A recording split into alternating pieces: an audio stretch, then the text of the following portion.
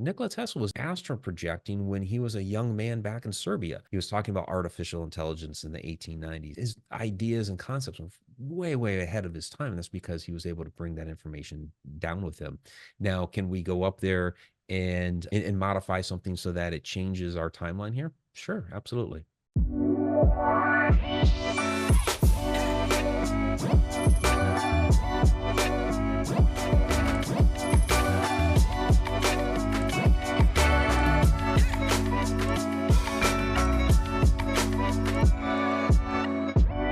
Hi, everyone, and welcome back to another episode of First Contact. Today, we have the wonderful Mike Ricksecker. Mike is an author. He's a filmmaker. He runs incredible retreats. We're going to have a fabulous conversation with him today. So, Mike, welcome to the show. Thank you so much for having me today, Isha. I really appreciate it. Of course. Now, as always, we have such amazing guests on this show. I've got a pile of questions that I want to ask you. If I could pick your brain for hours and hours, I absolutely would. But I would love to get started with just tell us a little bit about how your journey first began with all of this work that you're doing now. Yeah, absolutely. Well, I'm an experiencer, dating back to when I was about 8 years old.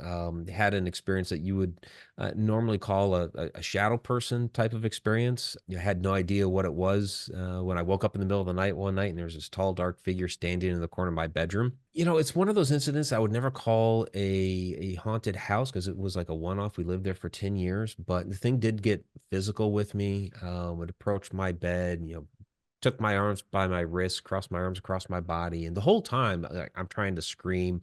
Nothing's coming out of my mouth because I'm just too terrified because I was so young, and then the thing ran off, and finally, I found my voice, found my legs, ran off to my parents' bedroom screaming about what had happened, and they're trying to calm me down, console me, and tell me that I just had a bad dream. Yeah, when we moved into the next house, I saw, more beings, more, we'd call shadows, but it was a little bit different. Like the first one was totally solid, and this other one, even my mother saw it, and it was something that was around the house. It was more translucent and very, very different. So I've been seeing these things for quite a long time. And what's interesting is a few years ago, I had a hypnotic regression and went back to look at that incident when I was 8 years old and discovered that just kind of summarize the whole thing is that really what this thing was actually an interdimensional being that was here on a research mission to study humanity, and that particular evening had been assigned to the bedroom of a human child. So it was a very, very different perspective than, of course, my little 8-year-old self. Wow, wow, that's huge. Yeah. So, at what point then later on down the track did you actually start researching and writing books and getting into all of that aspect of it? Yeah, I've been writing. That's always been a passion of mine since I was 7 years old. So that was even before that incident. Those sorts of things, I was writing little mystery stories, and if you can imagine, as a 7-year-old, historic fiction. But I did.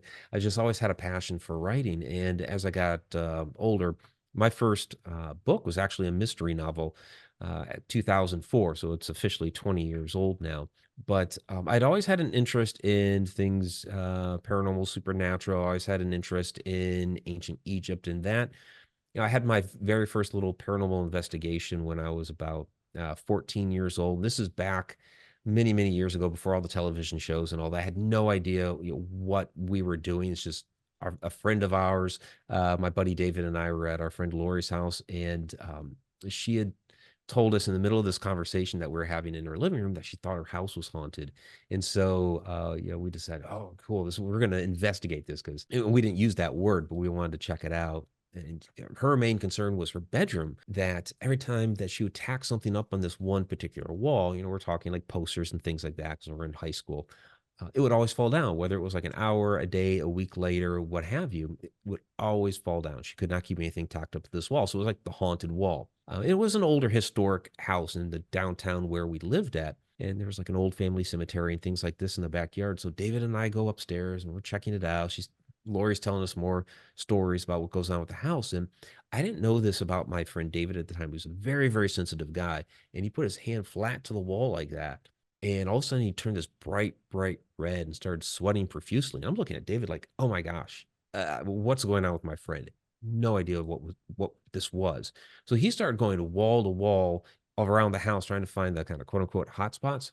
And that was really the moment that I knew that somehow, some way, shape, or form, I was going to be involved in whatever this was for the rest of my life. And sure enough, as I continued my journey, there were things that the universe was just throwing out at me, whether it was things to pique my interest in ancient history, ancient Egypt, whether it was UFOs and extraterrestrials, the supernatural, these sorts of things. And after my first mystery book came out, and I'd been doing research for a number of years at this point, I had a editor for a publisher that reached out to me and said, "Hey, know you're a fiction writer." And this tells you how long ago it was. This was on MySpace.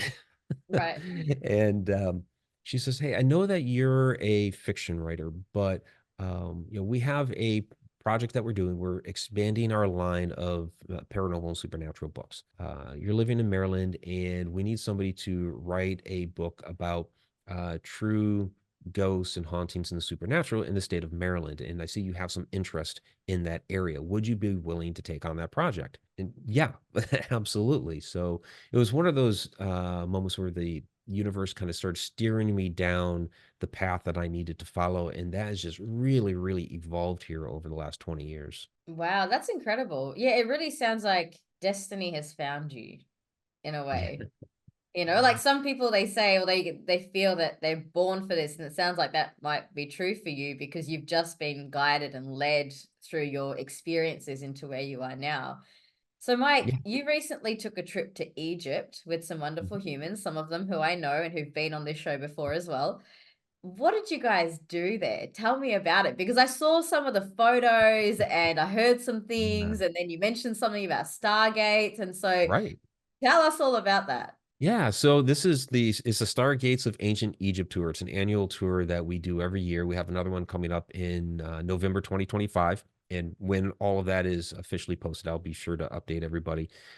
So yeah, this past year we had one of those particular tours and a fantastic, fantastic group of people that had been with us this time. And all the groups I've been involved with on those tours have been wonderful. But this one was really, really special. And yeah, we're out there actually researching, exploring, and finding the ancient stargates. And that is an area that I've been interested in ever since the early to mid 90s. You had the Mysteries of the Sphinx documentary come out with Robert Schoch and John Anthony West.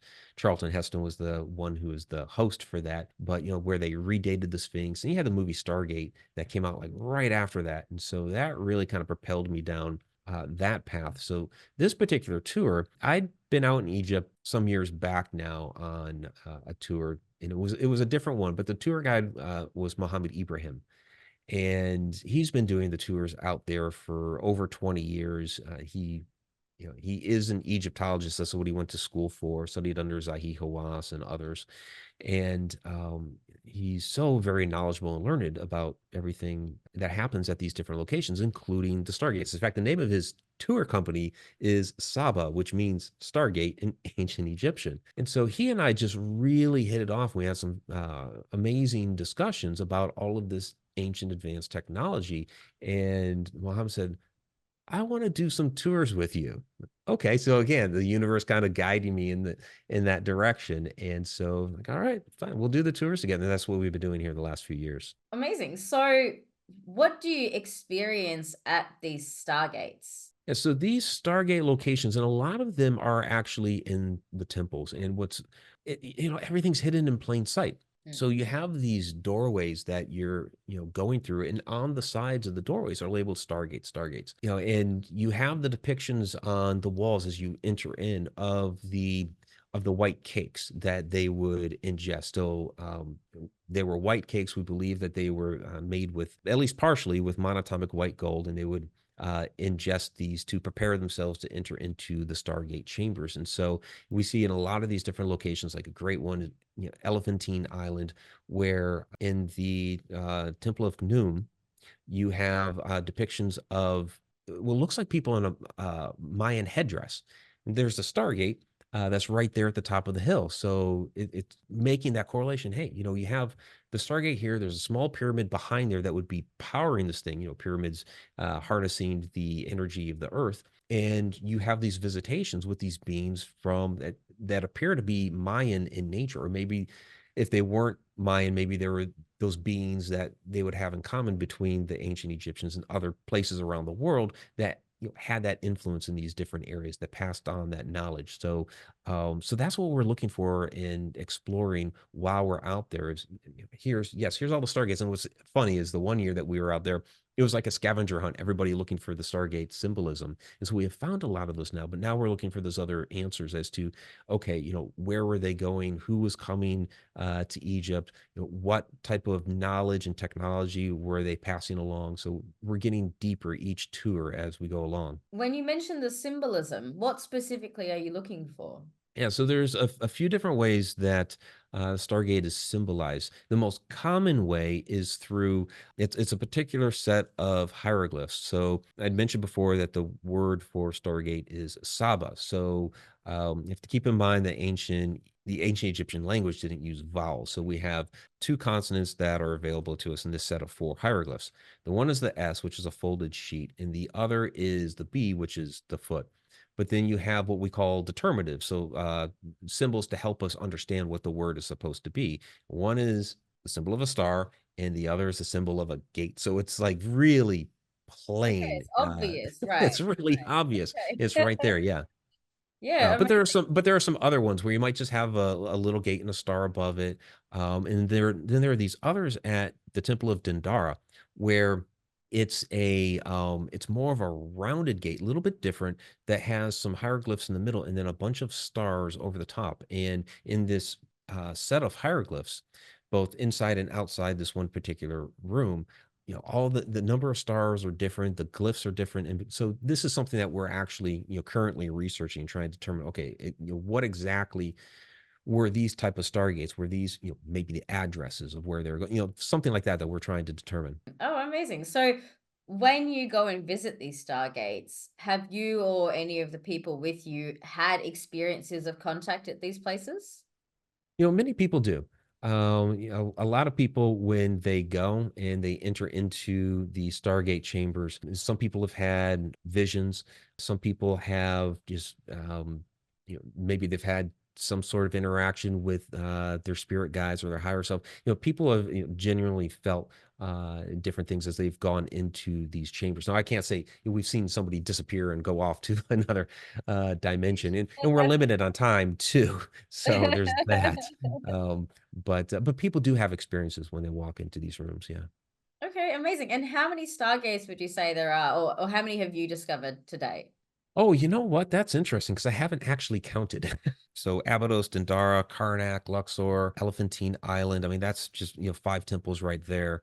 But then there are others. What about in I would have to sit down and then when you talk about how many are within that particular temple. Well, we know of like Abydos has five that we know of so far.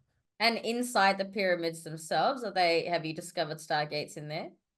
So the pyramids themselves, what's fascinating about those is like the Great Pyramid of Giza and the others on the Giza Plateau, the pyramids there at Dasher, like the Bent Pyramid, Red Pyramid, they actually don't have any symbolism inside them whatsoever. There are no hieroglyphs inside those pyramids. So for us to try to determine whether or not these might have been stargates is really, really difficult. Now, we do know that they were some sort of machines. I mean, it's just obvious.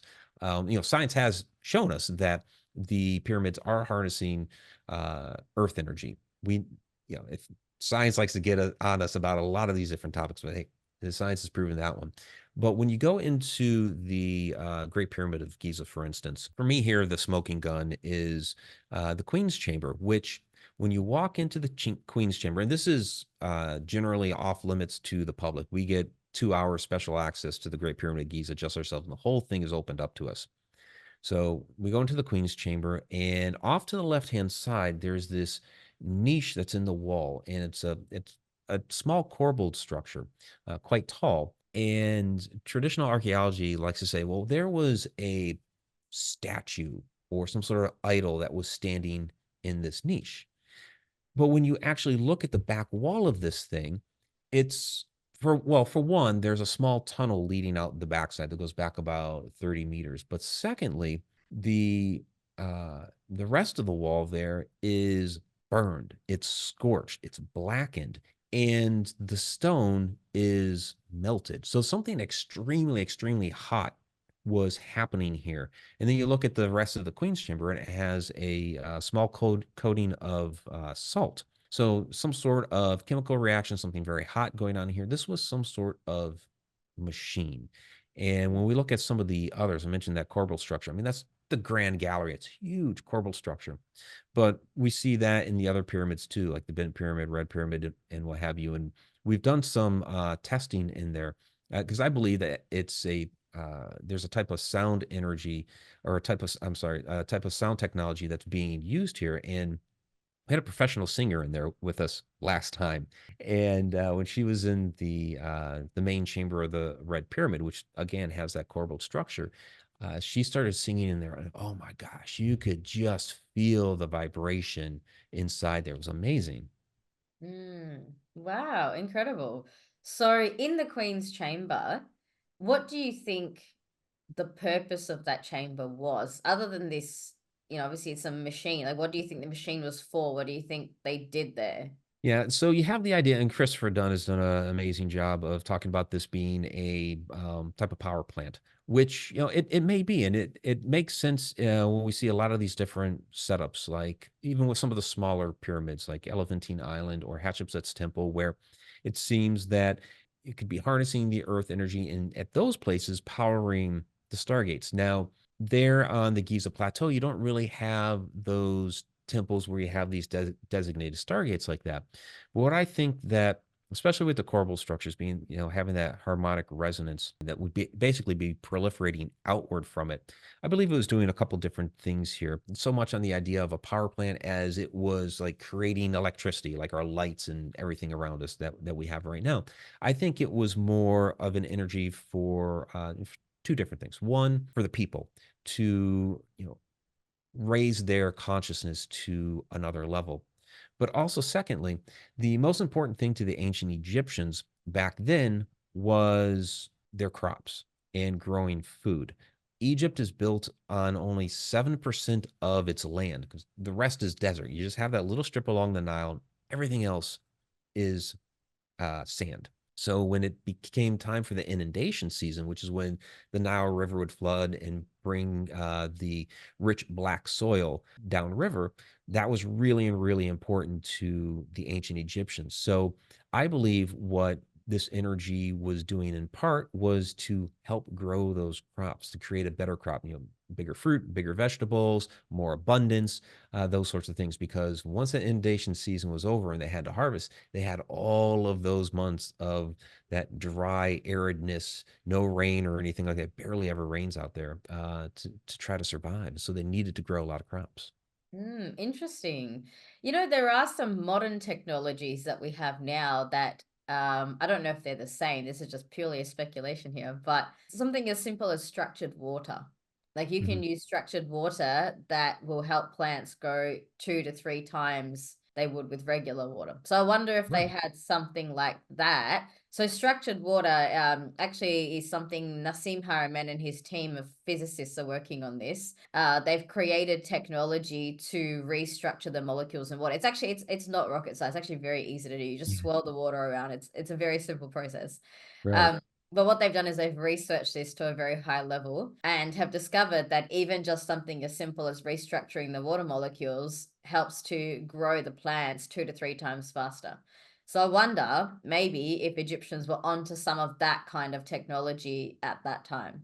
Yeah, it makes a lot of sense because that's the most important thing in their life. So yeah, if that's what the energy of the pyramids was doing, it would not surprise me whatsoever that that was a part of it. Well, a Yeah. lot of it's vortex energy, yes? Like what they do. Yeah. Right. Yeah, I mean, what we're talking about here when we're talking about harnessing the energy of the earth, yeah, these are Yeah. locations that have that vortex energy, basically that electromagnetism that's rising out of the ground from the Earth's core. And so it's you have those different spots on Earth where you have the telluric currents, the energy lines that are crossing, and those are the more energetic spots. And the Giza Plateau is right on top of one. So yeah.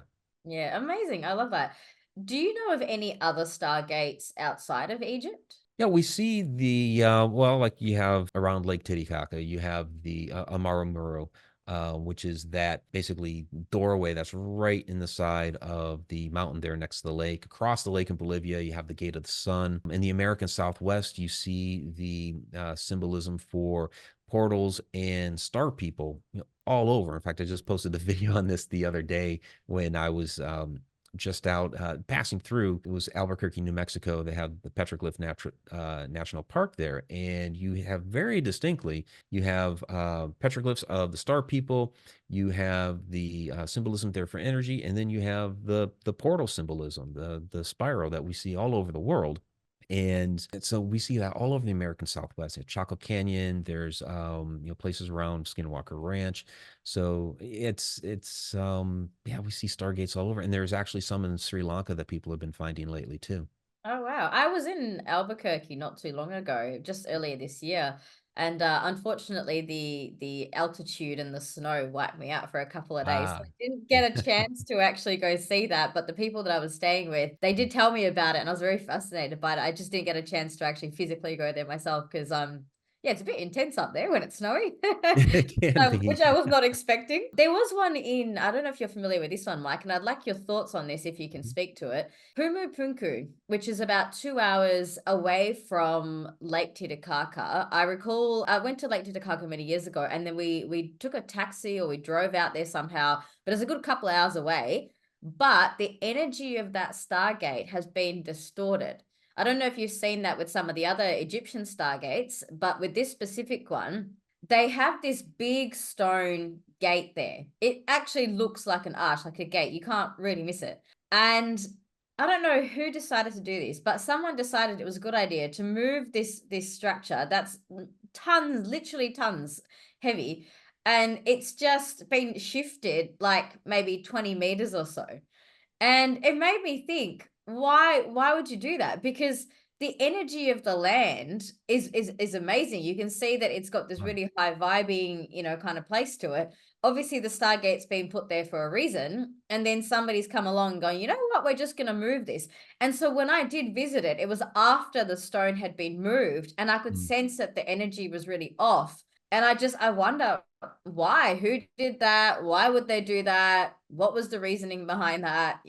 I really struggled to understand it when I was there. Yeah, it's unfortunate in a place like Pumapunku, like all those H blocks. I mean, none of those are in the original location of where they were, so they've moved a lot of things around there. It's interesting how we could go down a conspiracy theory rabbit hole that was intentionally moved so that people wouldn't try to use the Stargate and things like that. But you see things like that all over the world where a lot of these ancient sites have been altered and they've been moved around. Stonehenge is not quite where it originally was. Those stones were moved and modified years ago when they were trying to make it into a tourist attraction. So it's unfortunate that that happens. And, even like the Great Pyramid of Giza, it's not, the way that it had been. I mean, one, you had, a hole blasted in the side of it that, we're now using to enter inside. But even just things that they've done to, modernize it, to run the electricity in there, run fans and things like that. Unfortunately, it does damage the energetic properties of the location. You can still pick up on some of that. You can still use it to a degree, but it's not the way that the ancients had done things. Yeah, it's interesting. And some people, like you said, you can go into the conspiracy theory end of the spectrum and say that it's been done intentionally, but I suspect a lot of it's also just subconsciously playing out these distortions. I think Right. there's a lot less of that intentionality than people would like to think sometimes. So Right. so Mike, I am curious, what do you think is the connection between the galactic beings and the ancient Egyptian deities? Ah, yeah, well, there is a connection because when you look back at the ancient Egyptian literature, their anthropologists and archaeologists and historians will call it a mythology, but these are beings that the Egyptians believe really existed. They were what they called the primeval ones, and when you go to like the Temple of Edfu, their walls are covered with the story of the primeval ones, and basically the creation of the earth, where they came from.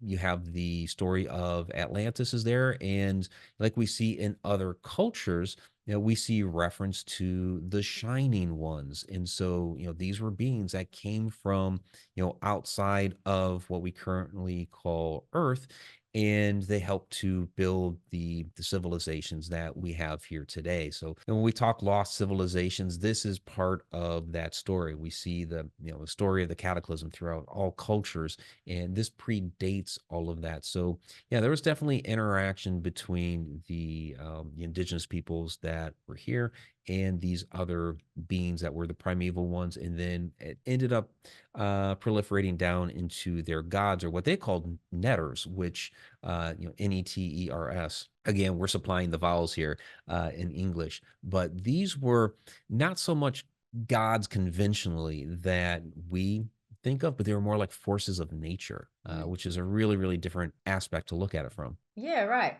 So at what point do you think this connection was severed? Well, you know, Egypt has a really, really the royal lineage. Many, many times would be broken apart. There was infighting. Sure, you had outside forces that would try to invade Egypt, but there was so much infighting because people wanted power that you would have lines that were broken over many years. So that's why you have like the Old Kingdom, Middle Kingdom, New Kingdom, and in between were these like dark days that we don't know anything about. So that really hurt that passing on of information and knowledge from one segment of ancient Egypt to another. So over time, things are being lost. But then you had the invasion by Alexander the Great. So you had that Greek influence. So that's where you get the Ptolemaic dynasty. That's where Cleopatra, when there were seven Cleopatras, but the one that we know of, she was of that Ptolemaic dynasty. She was Greek. And so you had a very strong Greek influence. And then the Romans invaded and took over for the Greeks. So you had a Roman influence. And then, once the Roman Empire fell, you had the Arabic Islamic nations come in and invade. So you know, over time, all of this got lost. And, the last person that was able to just even read the hieroglyphs and have an idea of what they were was around 300 AD. And when he passed away, it wasn't until the late 1800s that we could start to read the hieroglyphs again through the Rosetta Stone and Champollion and what have you. So it's just been a lot of unfortunately, these different ways that Egypt just fell apart over thousands and thousands of years. Yeah, right. Yeah, it's such a rich history in all of this, It isn't is. it? Yeah. So, Mike, at first contact, we believe that disclosure is in the hands of the Mhm. people. So, what do you think we can be doing as a human race to evolve ourselves and to take this into our own hands and be empowered in this reconnection with Mhm. our galactic family? Well, there are a number of different ways. For one, we need to be open to it. So, like when we go into our meditations, set that intention to open ourselves up.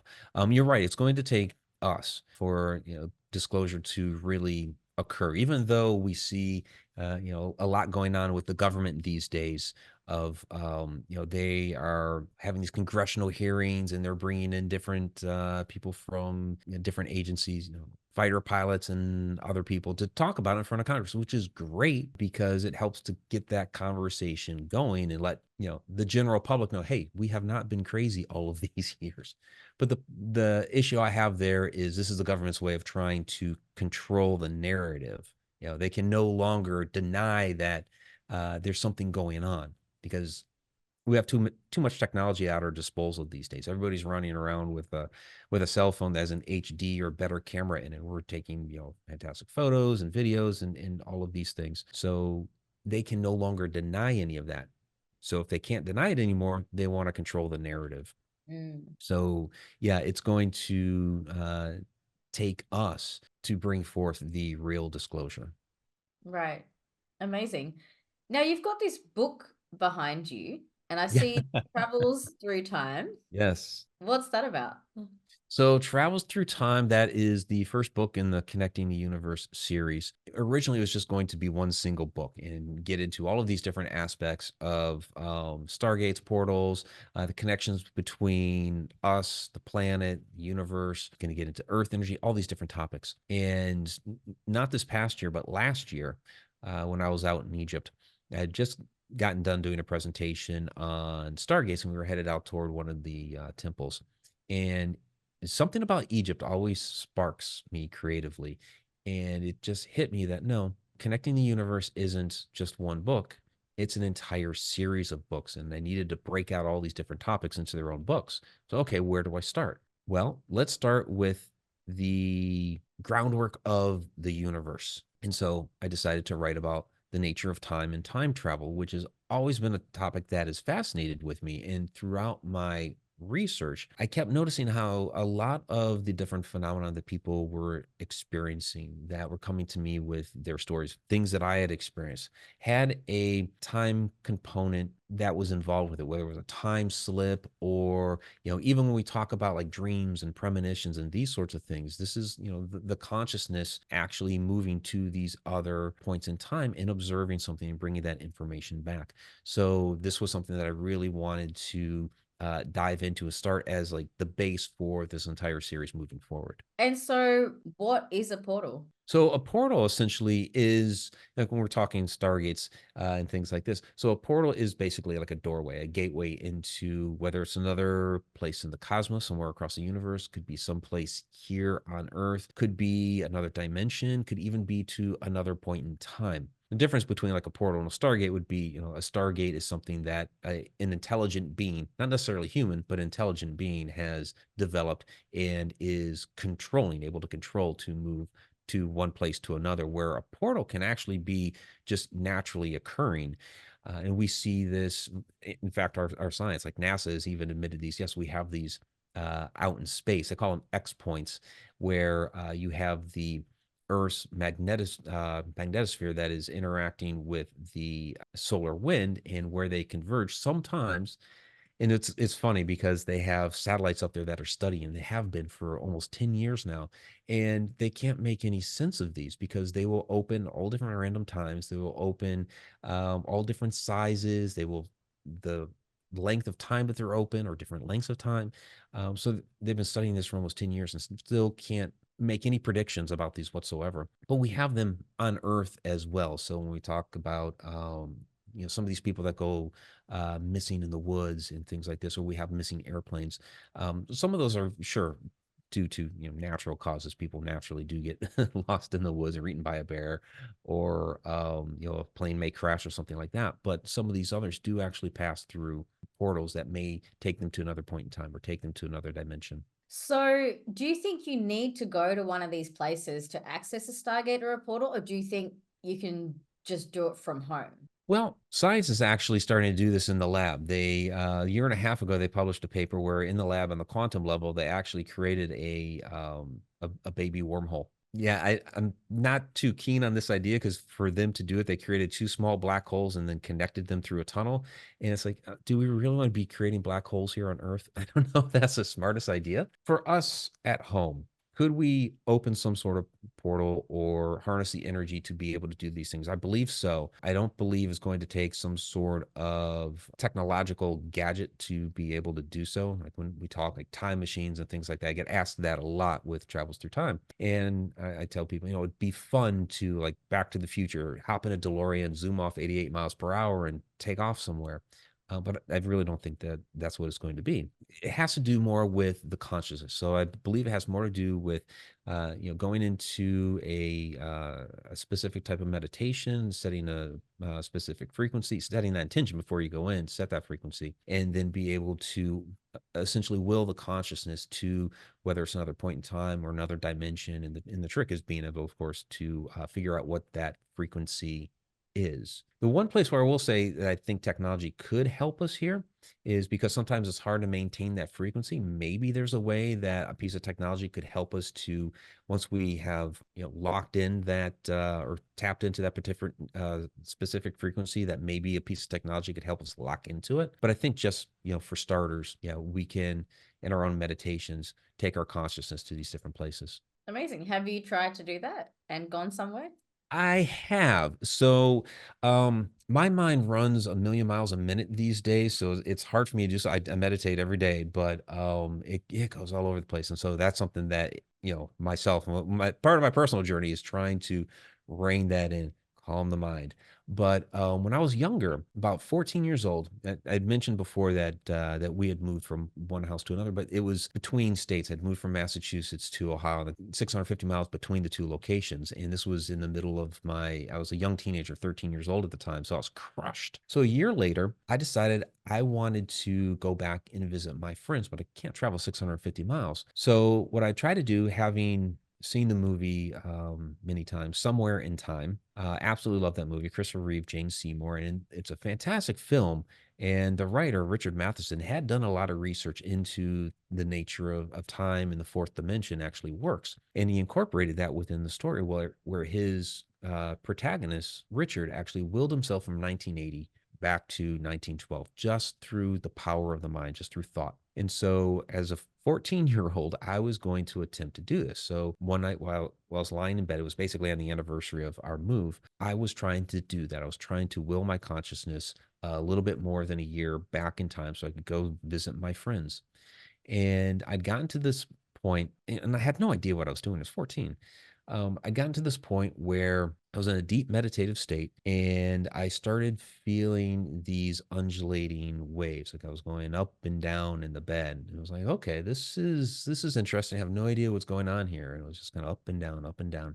And then all of a sudden I started feeling this electric tingle, and that spooked me. And I just snapped right out of it. It didn't try it again for a long, long time after that. But over the years, talking with many people, came to find out that no, I was on the verge of having an out of body experience. And the question, looking back on it now, is like, okay, would I have projected back over a year to that intention that I set, what I was trying to do, or was I just going to project out into my bedroom? I have no idea. I have on occasion tried that again, and most times because I work myself to death. A lot of times I just end up falling asleep.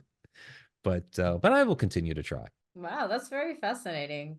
Do you think that time travel is something that one is possible and two has already been achieved?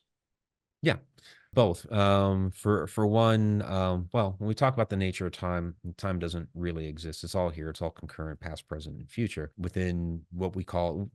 It's the fourth dimension. We call it time, but that's just really time as a human construct to kind of try to keep track of our reality. It's just math and numbers so that we know when to show up at the bus at the right moment so we don't miss it and things like that. But outside of that, fifth, sixth, seventh, and onward, because we have up to 11 dimensions, at least that we know of so far. All of those are outside of time. So all time is like an object to them.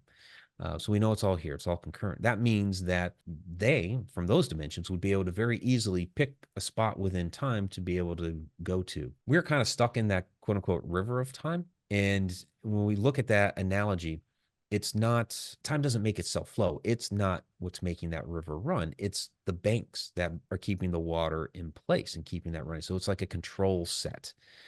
If we were to elevate ourselves above that control set to the fifth dimension or what have you, you would be able to move from one moment to another. What I call it is stacked time theory, is that if we talk about like where you're sitting right now, where I'm sitting, every moment that has happened, is happening, and will happen, are all there right now, each moment like a photograph in a giant stack of photos. And each of those photos or each of those moments has their own frequency. So if we can learn to tune one frequency to another, we would be able to move our consciousness from one moment to another. And we do see this happen, and we see it play out sometimes in moments that are time slips, where you have one moment that bleeds into another, and like the past sees the future and the future sees the past for just a moment, and there's a little bit of an interaction there. And sometimes people will describe these as like maybe hauntings or some other thing, but there's some famous ones like the Versailles time slip and others that are quite famous. And so that is that sort of method acting out. So these things have happened, and we see other cases in which the future has influenced the past. We describe those. We've kind of labeled those occurrences as the Mandela effect, when something's been changed and you have, hundreds of thousands or millions of people looking back and I remember this differently. People from all over the world that have no interaction with each other all remembering the same thing differently than, if you look, if you're at Google something or go into a history book or whatever, you're kind of scratching your head. How is that? Because we all remember it differently. Mm, Do you think that's just the effect of memory, though? I mean, they've done experiments where you can have, 10 people go into a room and then come out, describe it, and they're like, no, the person was definitely wearing a blue shirt. They're like, no, he definitely had Well, green eyes. It's just like people's memories just aren't as solid as we think they are. yeah, I mean, there is. I will be honest. Some of it is going to be misremembering some things, and a lot of things. Like if you look up, just top 50 cases of the Mandela effect. A lot of it is branding, like the spelling of Oscar Mayer or stuff like that. And nobody's going back in time to change branding. That's just too trivial. But it is uncanny how sometimes you have people from all over the world that remember the same thing the exact same way, when they've had no connection to each other whatsoever. And we're talking like different cultural contexts too, people from completely different countries, and they're having the exact same memory. So that's a little unusual. Do you think it's maybe because everything does exist in the collective consciousness or the quantum field, as some people call it, Mhm. and in that quantum field are multiple potentials, right? Right. So, like I know that from my experience, I've had many experiences where I've gone up into that field and almost experienced like a groundhog kind of day where I've done something, gone up to the other side, seen it play out, changed it a little bit, and then come back down and then done it differently, right? Right. So so I've had those experiences, but I'm conscious of the experiences, but I know that a lot of those experiences take place in that dream state. So I wonder how many of those Mandela effect stories are because people have just gone up and in their own sort of consciousness have viewed an alternate somehow and then Mhm. managed to retain that as they've come back. Yeah, I mean, that's possible too. All the knowledge of the universe here, I call it eternal knowledge, but yeah, collective unconscious, or people talk about, accessing the Akashic records, and we're all talking about the same thing here, that all the knowledge of the universe is here right now. And, we take that concept of, all time is concurrent. It makes sense. So a fantastic example I always use is, Nikola Tesla. So much of the knowledge that he was, all the different ideas that he proposed that he was getting laughed for, we have that technology today. He was just so far ahead of his time. He was tapping into that field and bringing that information down with him. And some people might even laugh at that and say, well, you're talking about, a scientist. What, Nikola Tesla was into this. You look back into his history, he was astral projecting when he was a young man back in Serbia. So he was very much in tune to, the higher dimensions and, the eternal knowledge that's out there. And, when you talk about the fact that you basically developed the first drone, he was talking about artificial intelligence in the 1890s. He was talking about, he didn't realize it was going to be a cell phone, but having, all the information in the world at your disposal and something you could put in your pocket. Yeah, his ideas and concepts were way, way ahead of his time. And that's because he was able to bring that information down with him. Now, can we go up there and, and modify something so that it changes our timeline here? Sure, absolutely. Yeah, right. Well, there's a lot of modalities that do that. I mean, NLP, hypnosis, timeline therapy is an Yeah, example. You can go in, change something in the timeline. Even from a healing perspective, I've seen right. people have like incredible physical healings just by going and changing their personal timeline. So I think anything's possible. Yeah, absolutely. There's been a lot of, fantastic work that's been done in that, and in my past life regressions, we've worked on some of those different things too, and, yeah, so it's a fascinating field that, I've really encouraged people to, keep exploring. Amazing. Well, thank you, Mike, for this very enlightening conversation. I've certainly learned a lot today, especially about the Stargates of Egypt. Yeah, well, thank you very much. This has been a wonderful conversation. I really appreciate you having me. Of course. And to all listeners on First Contact, please come and join our galactic community. Get in the mix, comment if you liked it, if you have any questions. We always love to hear from you. Thank you so much for joining us here today on First Contact.